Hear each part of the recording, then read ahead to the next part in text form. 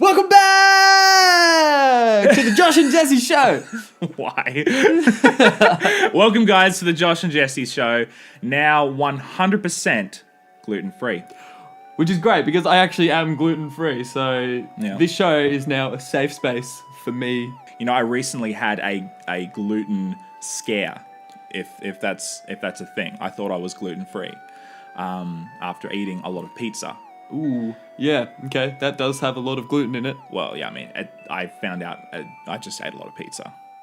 Yeah, well, I think you're onto something there. I think, Yeah, I'm not gluten-free. I hope not. I might be gluten-free. If I continue to eat lots of pizza, maybe I'll become intolerant.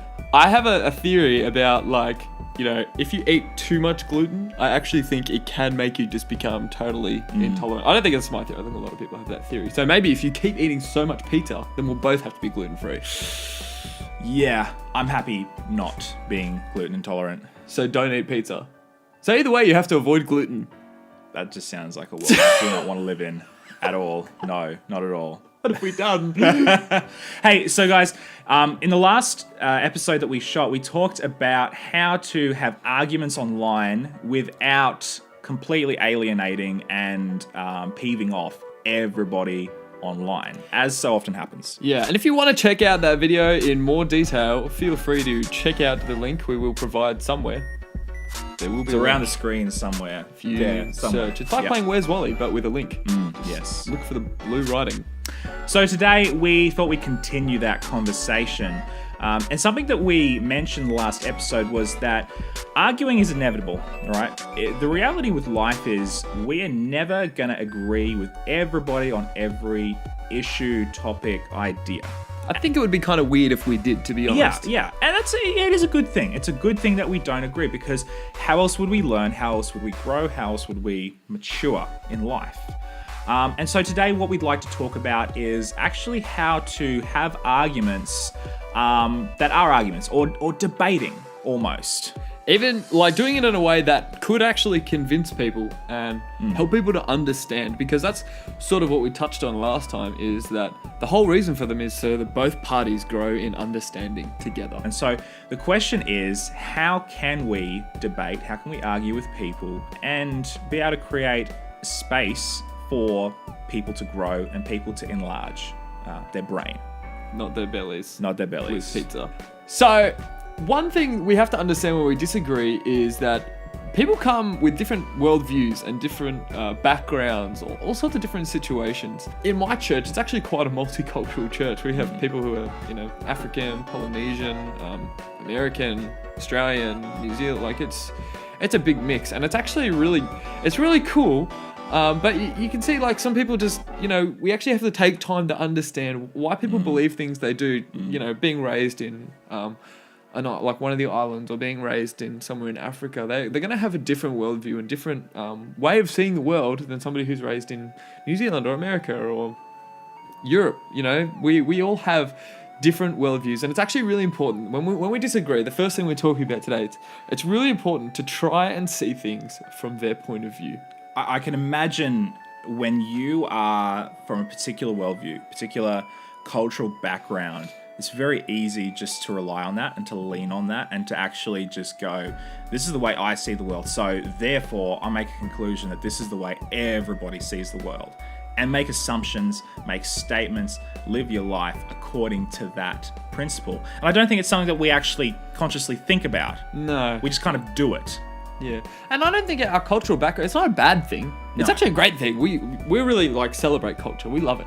But it's just important to recognize your culture and recognize someone else's culture and see, why do you see, is that impacting how you see things? The way you were raised, the sort of family you had, the sort of social situation you had, how does that affect your viewpoint? For instance, one of Josh and my favorite websites is a website called Reddit. Now, half of you go, oh yeah, I know Reddit, and the other half are probably like, what the heck are you talking about? Reddit is this incredible place full of sub-topics called subreddits, and they're all devoted to different topics, ideas. One of my favorite subreddits is one called Old People Facebook, all right? Now, that probably gives away exactly what it's talking about. Basically, when your auntie or your grandma or whatever joins Facebook, you know that some of the stuff they come out with is pretty random. So if you kind of fuse the idea that, for the most part, and this is not a blanket rule, a lot of old people really struggle with social media and new technology, and then you kind of juxtapose that into the technologically driven, technologically focused, super fast moving world that is social media and the internet that we understand. We were raised with it. I mean, we've started off with dial-up. But, you know, we've pretty much had access to internet most of our lives. Yes. Whereas once we understand that they weren't raised like that, the internet's still, for some people, a fairly recent thing, which sounds bizarre to even say, but they didn't grow up with it. It's not part of their culture. Yeah. When we're talking about debating, when we're talking about arguing, when we're talking about navigating people's differing worldviews so that we can actually convince people around an idea or a thought or a point of view that we feel strongly about, the question is, how the heck do you do it? That is the question. How? Now, Josh and I have both mentioned before that we come from a Christian background. We're actually pastors. And because we come from a Christian background, we actually look to the scriptures, the Bible, for practical advice for how to live our lives. It is a surprisingly practical book. Like, if you haven't had much to do with the Bible, you can actually be really surprised with how much practical and helpful advice you can find in there. And so, in this part of the Bible, if you know 1 Corinthians 13, which we read out at most weddings, you hear it all the time. This is from that same book, 1 Corinthians, but it's in chapter 9, verse 19 to 23. And this is what Paul, the apostle, the author of this letter, is saying. He says, "Even though I am a free man with no master, I have become a slave to all people to bring many to Christ. When I was with the Jews, I lived like a Jew to bring the Jews to Christ. When I was with those who follow the Jewish law, I too lived under that law. Even though I am not subject to the law, I did this so I could bring to Christ those who are under the law. When I'm with the Gentiles," in other words, a Gentile being anybody who's not a Jew. So chances are, if you are Australian, American, Greek, Polynesian, Chinese, you are a Gentile just like us. So when I'm with the Gentiles who do not follow the Jewish law, I too live apart from that law so I can bring them to Christ. But I do not ignore the law of God, I obey the law of Christ. When I'm with those who are weak, I share their weaknesses, for I want to bring the weak to Christ. Yes, I try to find common ground with everyone, doing everything I can to save some. I do everything to spread the good news and share in its blessing."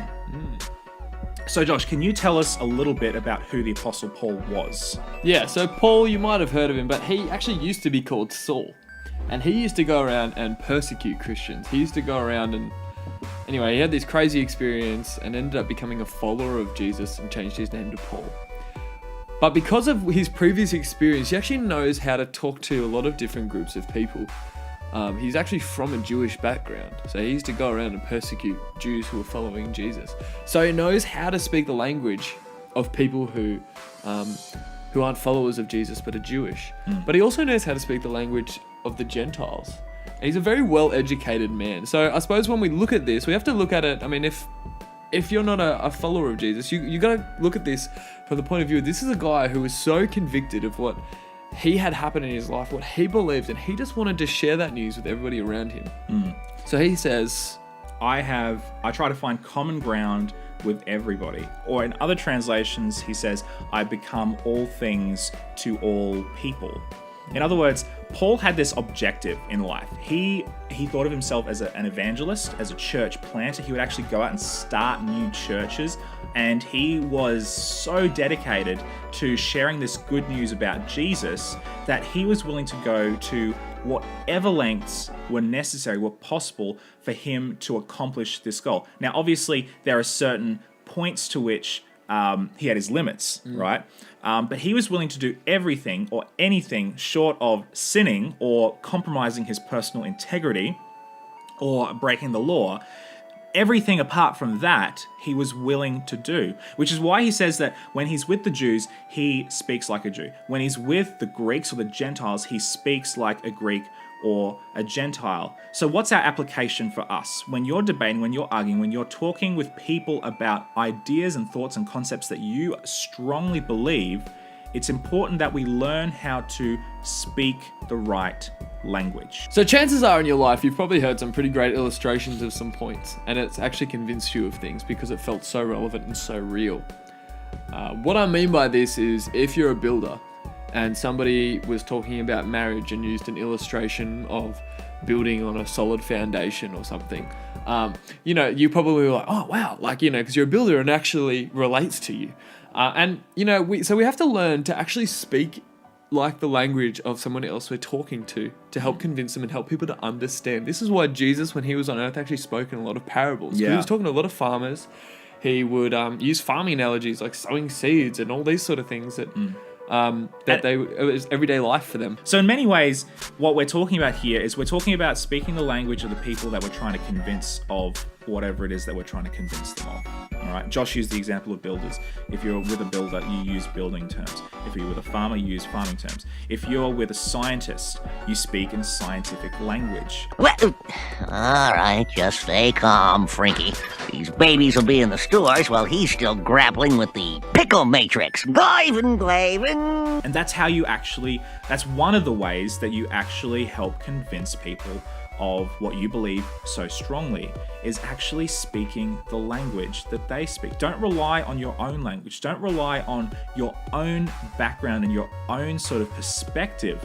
Try and relate as much as possible to the people around you. So, to summarize, first of all, when we're trying to argue, when we're trying to get a point across, we want to try and see the world from someone else's point of view.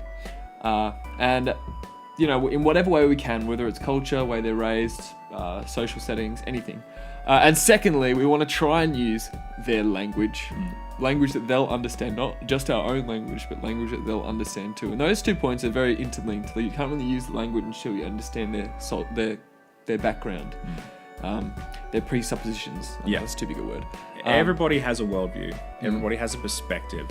We spend more time, in my opinion, thinking of our own worldview, thinking of our own perspective, thinking of our own opinion, and not that of other people.